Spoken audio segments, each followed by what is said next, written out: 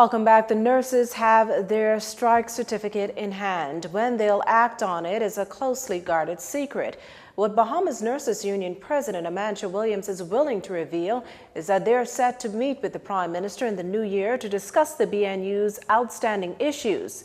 Chief among them, a new shift system the Public Hospitals Authority was hoping to implement on December 10th. Now, when questioned on the issue, Health Minister Dr. Dwayne Sands reasoned that with issues surfacing in the Princess Margaret Hospital's dialysis unit, take for instance the reported need to close the unit early, reportedly due to a shortage of nurses, a new shift system would really free up more than 100 nurses. Well, here's what the union president had to say about that. To use the nursing shift as a clutch for a crisis that is happening in the hospital. That's why he has a directive management to direct. A shift change will not make a difference in dialysis and dialysis crisis. It's the shortage of nurses. When you have 360 some nurses shortage in PMH, come on, would a shift change make a difference? No. You would still need nurses to work a shift. So don't blame us. Deal with your shortage issue.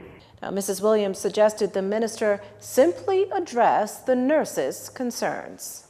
Strategize how you're going to retain your nurses, then increase their pay, make their working environment better, and provide them with a better shift premium and a better shift to keep them here in the Bahamas, rather than them going foreign. That's why you have a shortage, because your good behaving nurses are leaving.